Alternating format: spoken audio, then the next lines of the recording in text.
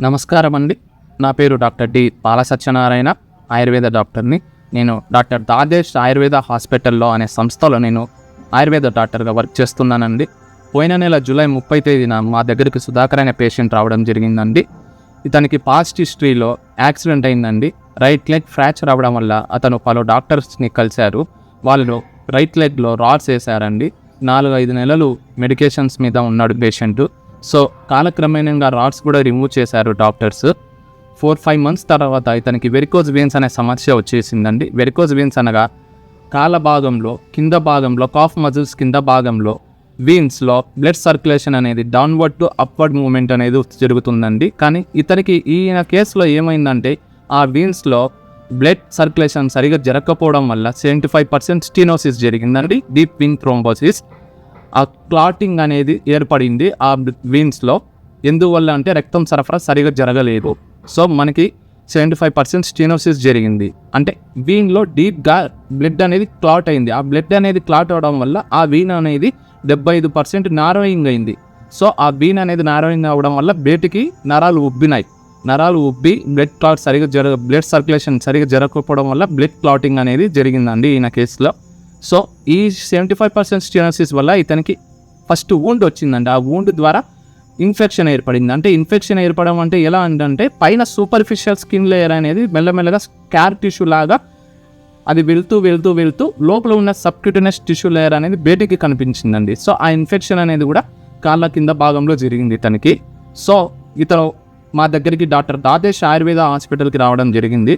మేము ఇతను వచ్చినప్పుడు ఈయన పాత రిపోర్ట్స్ అన్ని పరిశీలించి, అయ్యా మీకున్నది సమస్య డీప్ వీన్ థ్రోంబోసిస్ అయ్యా, వెరికోజ్ వీన్ సమస్య ఉంది, ఇక్కడ మేము ట్రీట్మెంట్ చేస్తామని ఆయుర్వేదంలో మా సుశ్రుత ఆచార్యులు వారు చెప్పినట్టు పంచకర్మ ట్రీట్మెంట్లో రక్తమోక్షణ ట్రీట్మెంట్ అనే భాగం ఒకటి ఉందండి. పంచకర్మ ట్రీట్మెంట్ అనగా వమనం, విరేచనం, వస్తి, నశ్యకర్మ, రక్తమోక్షణ. సో మేము ఈ కేసుకి రక్తమోక్షణ అనే ట్రీట్మెంట్ని సెలెక్ట్ చేయడం అనేది జరిగిందండి. ఆ రక్తమోక్షణ ట్రీట్మెంట్ అనగా లీచ్ థెరపీ అండి. లీచ్ అనగా జలగలు అండి. ఆ జలగలు కూడా 2 టైప్స్ ఉంటాయండి. Poisonous lychees, non poisonous lychees అండి. విషం లేని జలగలే మేము ఈ ట్రీట్మెంట్కి వాడతామండి. సో ఇతనికి ఫస్ట్ మా దగ్గరకు వచ్చినప్పుడు లీచ్ థెరపీ చేశామండి.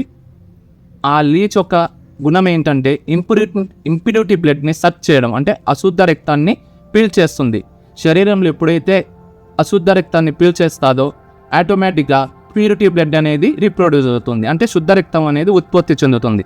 కానీ దాని స్వభావమే అశుద్ధ రక్తాన్ని పీల్చడం. అశుద్ధ రక్తం ఎందుకు వచ్చింది? ఆ వెరికోజ్ వీన్స్, ఆ వీన్స్లో ఇన్ఫెక్షన్ ఉండడం వల్ల, బ్లడ్ క్లాటింగ్ జరగడం వల్ల, ఆ ఇన్ఫెక్షన్ ఏర్పడడం వల్ల అశుద్ధ రక్తం అనేది ఆ ఏరియాలో, ఆ లెగ్లో కాఫ్ మజిల్స్ దగ్గర ఆ ఏరియాలో ఇంప్యూరిటీ బ్లడ్ బాగా పేరుకుపోయి ఇన్ఫెక్షన్ ఏర్పడడం అనేది జరిగింది. సో మేము అప్పుడు ఇక్కడ ఆ పార్ట్లో మేము జలగలు పెట్టాము. జలగలు పెట్టడం వల్ల ఆ జలగలు అనేటివి 70% వరకు బాగా ఇంప్యూరిటీ బ్లడ్ని సక్ చేస్తూ ఉంటుందండి. ఇలా మేము 4 రోజులు మళ్ళీ ప్రక్షాళన చేసాము. మెడికేటెడ్ హెర్బ్స్తో కషాయం చేసి డ్రెస్సింగ్ చేస్తూ ఉండిని ప్రక్షాళన చేస్తూ 4 days గ్యాప్ ఇచ్చి మళ్ళీ లీచ్ థెరపీ చేసుకుంటూ వస్తున్నామండి. 90% వరకు అతనికి ఇన్ఫెక్షన్, పుండు, నొప్పి, వాప్ అనేది కూడా తగ్గిందండి. ఒకసారి మీ కాలు చూపియండి.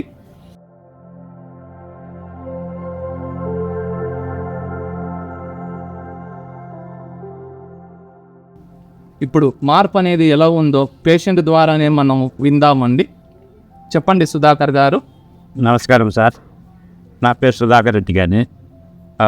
4-5 హాస్పిటల్లో, నేను ప్రైవేట్ హాస్పిటల్లో అమ్మటి బయట తిరిగినాను సార్.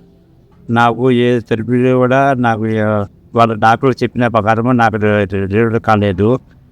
ఇక్కడ డాక్టర్ దాదేష్ సాహెబ్ డాక్టర్ హాస్పిటల్లో సంపాదించినాను. కడపలో మాకు ఇంతకుముందు వేరే హాస్పిటల్ వాళ్ళు ఇక్కడికి వచ్చి ట్రీట్మెంట్ చేసుకొని వాళ్ళని అడిగితే మాకు ఈ హాస్పిటల్ పేరు కూడా చెప్పినారు. అందుకని ఇక్కడికి వచ్చి మేము ట్రీట్మెంట్ చేసుకుంటున్నాము. ఇప్పుడు 4-5 సార్లు చేసినారు. ఇప్పుడు ట్రీట్మెంట్ జరుగుతుంది. వారం రోజుల నుంచి బాగా చేస్తాను సార్ వాళ్ళు. ఇప్పుడు ఇలాగా ఇప్పుడు 95% నాకు తగ్గినది బాగా. సుధాకర్ గారు మా దగ్గరికి వచ్చినప్పుడు వాపుతో రైట్ లెగ్ ఒకసారి చూపేయండి. ఇక్కడంతా వాపు వచ్చిందండి. వాపు వచ్చి ఇక్కడ ఈ పుండు అనేది చాలా సివియర్గా ఇన్ఫెక్షన్ వచ్చి చాలా ఓపెన్గా ఉన్నది. ఈ పుండు దగ్గర ఇక్కడ మొత్తం subcutaneous tissue layer of the skin కనిపించింది. Blackish discoloration of the skin అనేది కనిపించింది. ఇతను మా దగ్గరికి వచ్చినప్పుడు చాలా వాపుతో నొప్పితో వచ్చాడు.